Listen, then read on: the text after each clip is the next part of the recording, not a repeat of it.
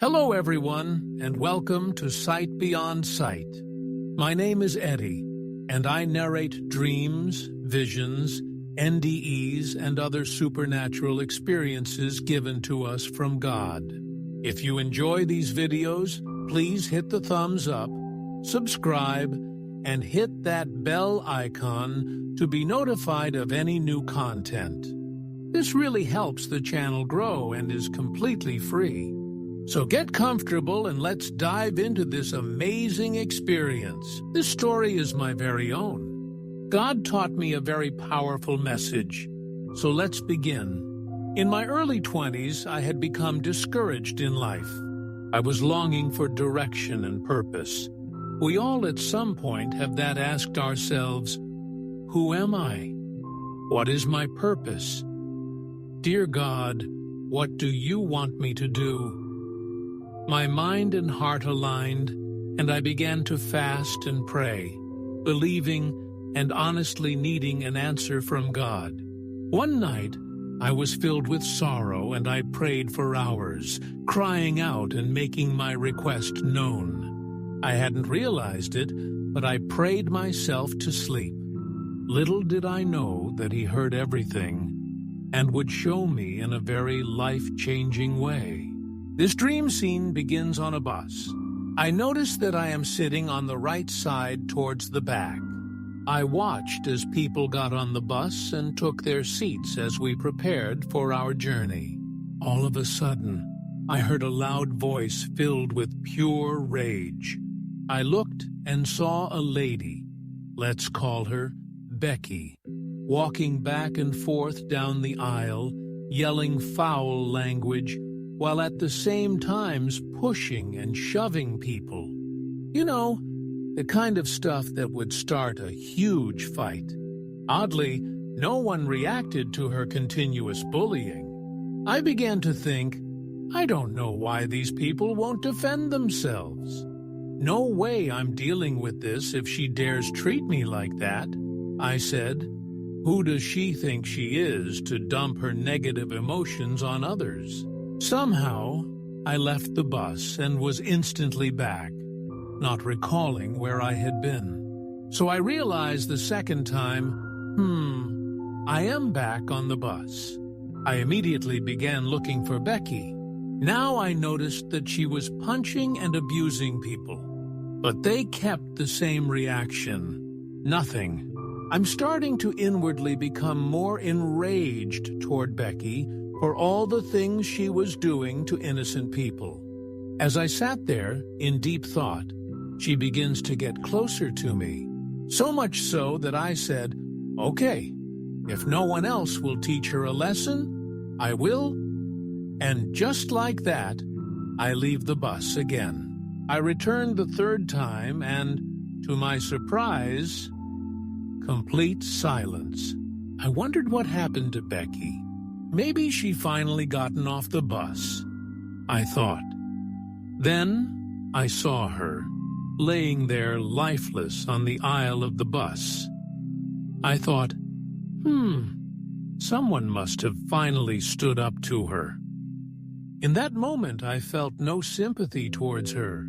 I could only recall all the mean things that she had done. Suddenly, I heard this voice. The best way to describe this voice was very loud, strong and full of authority, but at the same time, calm and still. The voice seemed to come from behind me. It says 3 words, pray for her. As soon as I heard, I responded by saying how disrespectful and undeserving Becky was for her actions, and that she got what she deserved. I never considered her or where the source of her anger came from. When I finally stopped speaking, the voice spoke again. Pray for her. It was hard to fight such a voice. It carried the feel of a father's voice to his stubborn child. I reacted by saying, she really doesn't deserve this.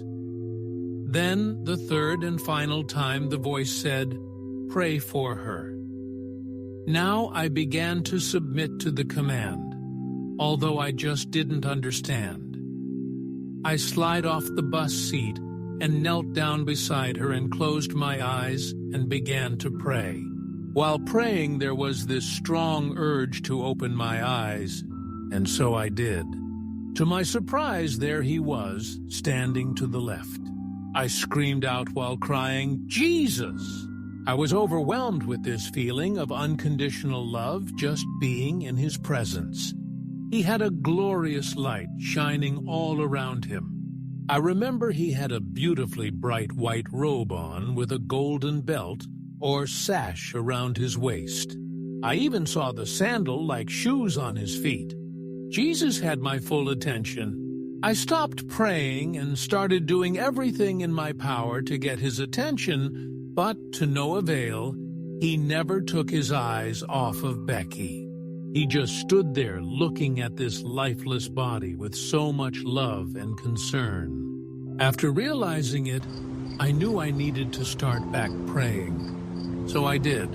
This time I kept my eyes open to see what he would do. So when I began praying again with hands stretched out over Becky's body, he started walking to her. He looked as if he loved her with a deep love. He walks until he is right next to me and Becky. Then Jesus kneels down beside me. I couldn't believe it. He was within arm's reach. So, I did what any other Christian person would do. I reached out to touch him. He was so close, but yet so far. I could not touch him. There was only about 3 feet between us. But no matter how hard I reached, nothing. I sighed in acceptance, thinking, man, I'm just not worthy to touch him or something. Then, finally, Jesus reacted to that statement with a smile, but never looked away from Becky. Mind you, all communication is without physical speech, all through thought. So I knew then he was waiting for me to begin praying again. So I did. As I prayed, Jesus stretched forth his hands over her lifeless body. He waved his hands 3 times. The following happened one after another. He waved his hand, and the 3rd time he vanished. Becky got up with a big smile, dusted her clothes off, and walked away. Then I realized I was no longer on the bus. I was kneeling in this beautiful mansion. It was very breathtaking. The walls were made of pure gold. I also noticed that the walls were 15 to 20 or more foot tall. It's hard to put it all into words. It was beautiful. It was only for a brief moment. The dream ended with me stating, "Oh my God, the walls are golden." I knew in my heart that God gave me a glimpse of my mansion in heaven. I woke up and cried uncontrollably. There were so many emotions that I had to process in that moment. Mainly, that I had just had an encounter with the Lord. I could still feel his presence for hours after waking up that morning. This dream taught me so much about God's love, mercy, and forgiveness. I learned that no matter what people do, we must forgive others, love and help them no matter what they have done to us.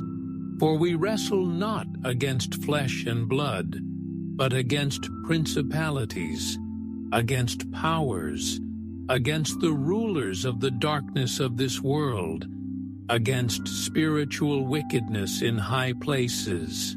Ephesians 6:12. I now know that the voice was God. I have been blessed to have so many powerful dreams.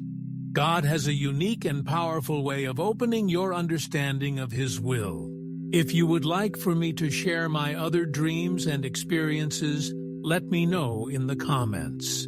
What did you think about this dream? I'd love to hear your thoughts about the meaning of the dream in the comments. If you have a spiritual dream or experience that you would like to share, please email it to www.sightbeyondsight247@gmail.com. Until next time, stay blessed and remember, God loves you.